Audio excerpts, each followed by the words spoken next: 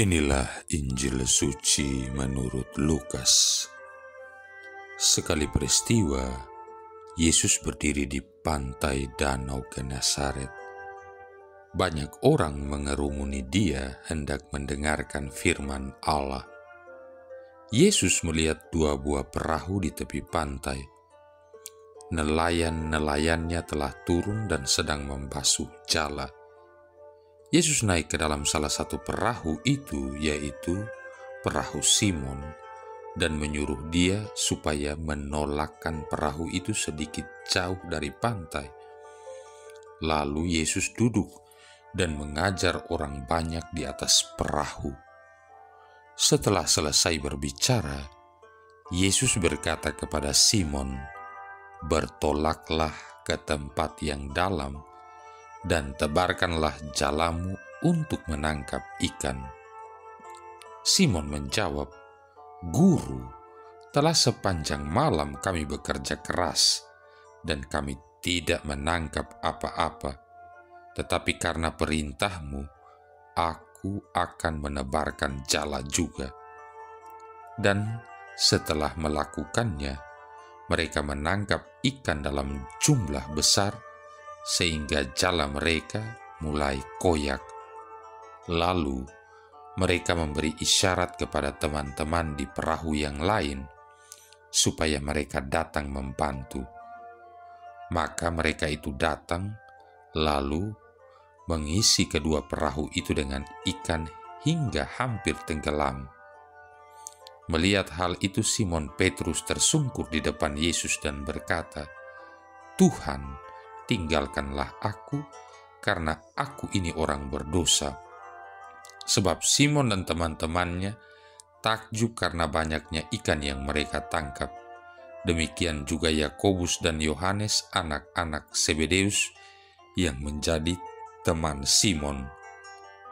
Yesus lalu berkata kepada Simon, "Jangan takut, mulai sekarang engkau akan mencela manusia." Sesudah menghela perahu-perahunya ke darat, mereka pun meninggalkan segala sesuatu dan mengikut Yesus. Demikianlah sabda Tuhan.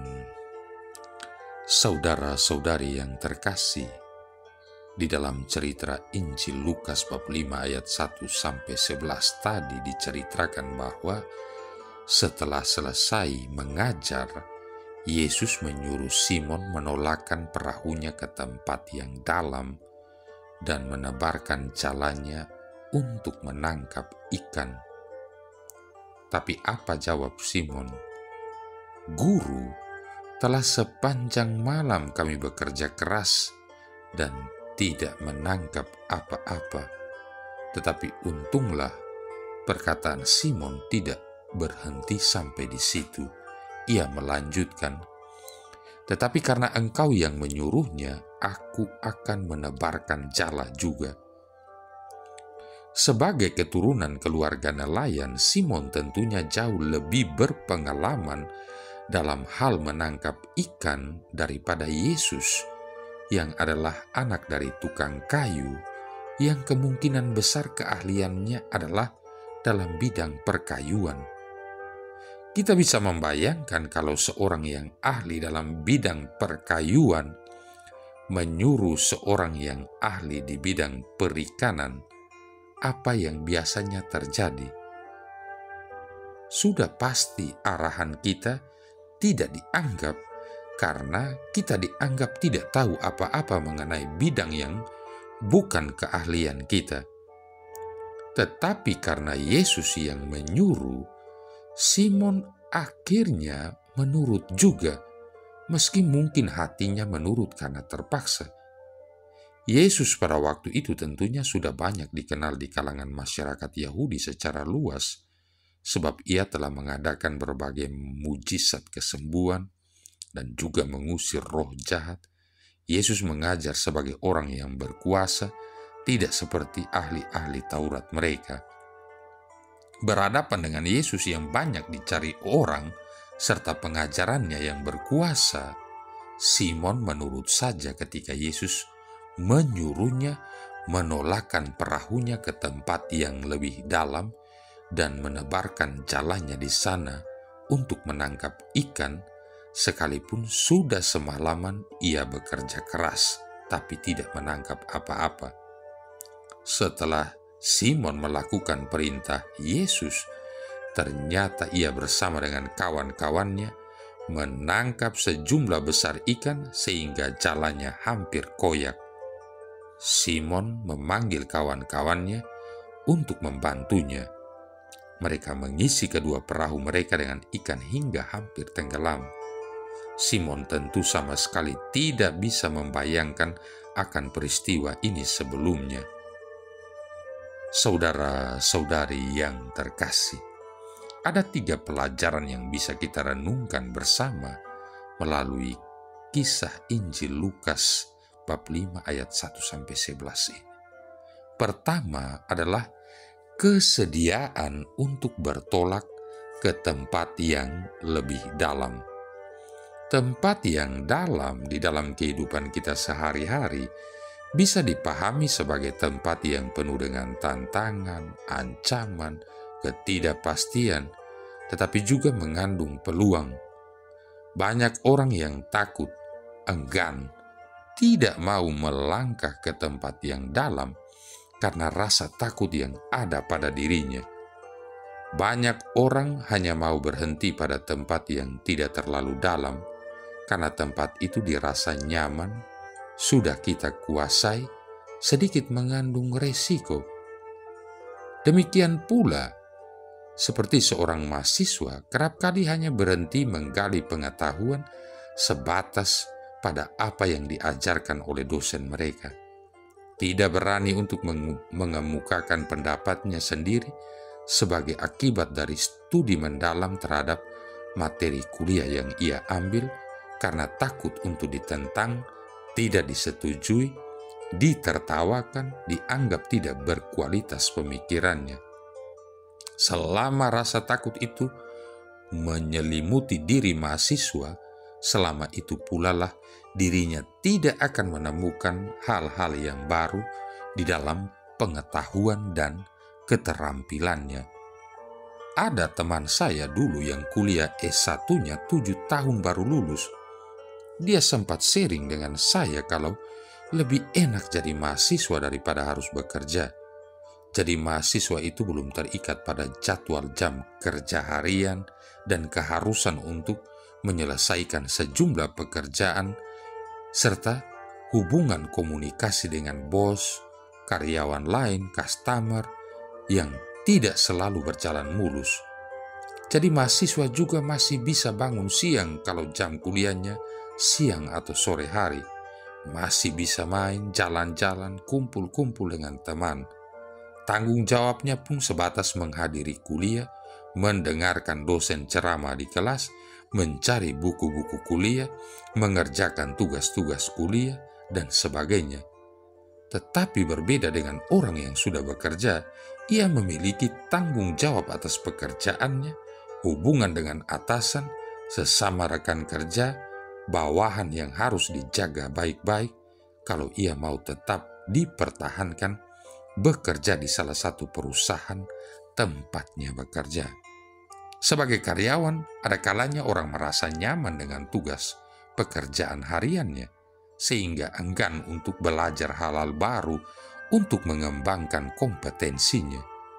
Kalau sudah begini, maka kemungkinan besar ia akan tetap berada pada posisi yang sama seumur hidupnya. Tidak mengalami kenaikan jabatan di kantor atau perusahaan tempatnya bekerja, sebab atasan tahu mana karyawan yang mau belajar hal-hal baru, bersedia menerima tanggung jawab lebih, kreatif, komunikatif, ramah sekaligus berjiwa pemimpin atau tidak.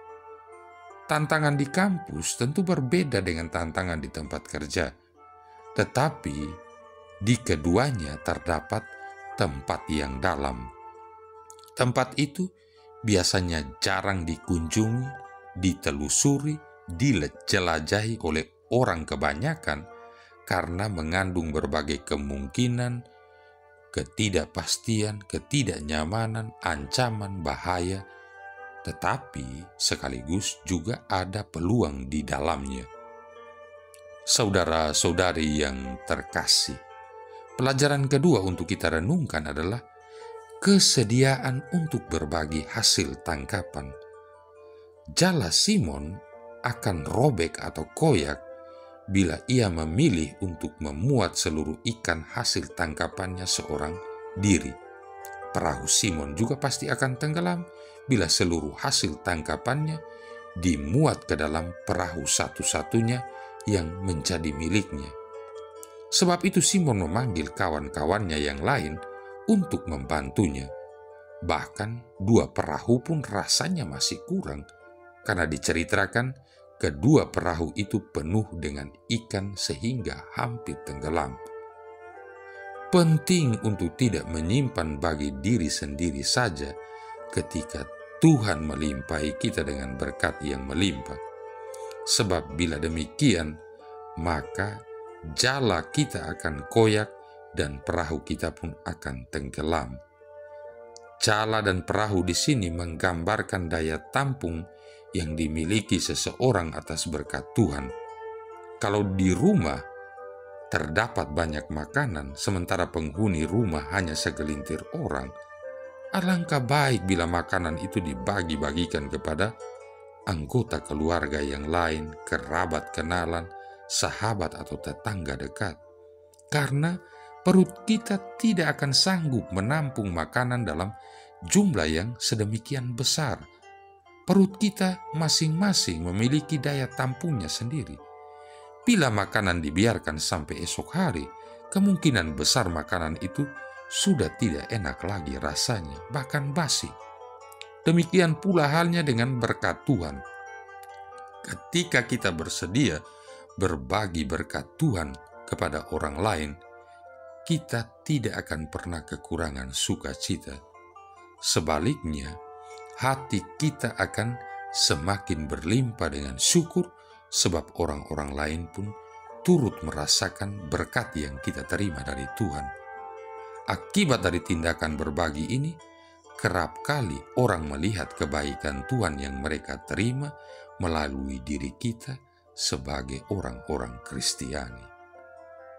Saudara-saudari yang terkasih, pelajaran ketiga adalah memiliki sikap rendah hati untuk taat kepada perintah Tuhan, sehingga hidup kita pun diubahnya menjadi baru. Seandainya Simon tidak menuruti perintah Yesus, ia tidak akan pernah mendapatkan pengalaman baru yang akan mengubah seluruh hidupnya. Simon Petrus tersungkur di depan Yesus dan berkata, "Tuhan, pergilah daripadaku, karena aku ini orang berdosa." Simon menyadari keadaan dirinya yang tidak pantas mendapat perhatian serta sapaan dari Yesus. Yesus tahu akan ketulusan hati Simon, sebab itu ia berkata, "Jangan takut, mulai dari sekarang engkau akan menjadi penjala manusia." Semenjak itu hidup Simon berubah haluan dari seseorang yang hanya memikirkan untuk kepentingan dirinya sendiri, mencari ikan, mendapat untung dari hasil jualan ikan, menjadi seorang yang memikirkan misi dan perutusan Tuhan, sekalipun untuk itu ia masih harus menjalani proses selama 3 tahun bersama-sama dengan Yesus. 3 tahun hidup bersama Yesus, melihat apa yang dilakukan Yesus, mendengarkan segala pengajaran Yesus, sampai melihat peristiwa Yesus mati, disalibkan dan bangkit pada hari ketiga. Ketaatan Simon kepada perintah Yesus untuk bertolak ke tempat yang lebih dalam membutuhkan kerendahan hati yang luar biasa.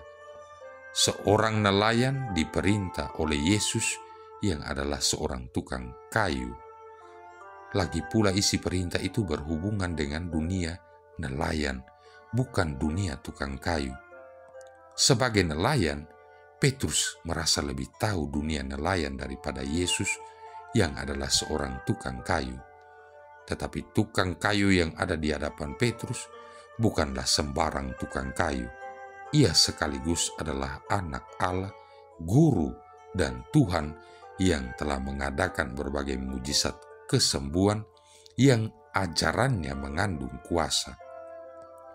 Ketika Simon taat, ia mendapat pengalaman yang merubah seluruh perjalanan hidupnya. Dari seseorang yang hanya mementingkan kepentingan dirinya sendiri guna mencari untung bagi dirinya, menjadi seorang yang kini mau bekerja sama dengan Tuhan bagi tugas, karya, dan perutusan Tuhan. Orientasi hidupnya kini bukan lagi keuntungan diri, melainkan kerajaan Allah. Saudara-saudari yang terkasih, saya tidak hendak mengatakan bahwa orang yang orientasi hidupnya kerajaan Allah harus meninggalkan segala jenis pekerjaan yang tidak berhubungan dengan gereja. Yang mau saya katakan adalah, sekalipun kita bekerja di luar gereja, orientasi kita bukan lagi pada profit atau keuntungan, makanan, minuman, rumah, uang pensiun di hari tua, melainkan nilai-nilai yang lebih luhur seiring dengan nilai-nilai kerajaan Allah, yaitu keadilan, damai sejahtera, dan sukacita oleh Roh Kudus. Roma bab 14 ayat 17. Bagaimana kita memperjuangkan keadilan, damai sejahtera, dan sukacita oleh Roh Kudus itu di tengah-tengah kehidupan keluarga, pekerjaan, pelayanan, pergaulan, dan masyarakat. Untuk itu, kita harus memiliki kerendahan hati serta ketaatan pada perintah Tuhan, kesediaan untuk berbagi berkat-Nya kepada orang lain, dan kesediaan diri untuk hidup bagi kerajaan Allah. Sebab segala sesuatu yang kita kumpulkan di dunia ini dalam bentuk barang materi, sifatnya fana, tidak abadi. Semua akan ditinggalkan ketika kita kembali menghadap Tuhan melalui peristiwa kematian. Dan semua orang, tidak terkecuali satupun, pasti mengalami kematian. Biarlah rasa bahagia kita terletak pada hasil tangkapan yang berlimpah itu. Biarlah rasa bahagia kita tidak terletak pada hasil tangkapan yang berlimpah itu, melainkan karena Tuhan mau melibatkan kita dalam karya keselamatan kepada semua ciptaannya. Marilah berdoa. Ya Allah, kehadiran Putra-Mu di tengah-tengah kami selalu membawa berkat yang melimpah.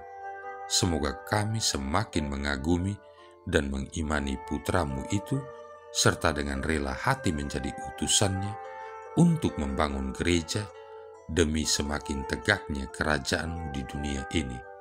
Dengan pengantaran Kristus Tuhan kami, yang bersama dengan Engkau dan Roh Kudus hidup dan berkuasa, satu Allah sepanjang segala masa. Tuhan memberkati kita sekalian, Bapa, Putra, dan Roh Kudus.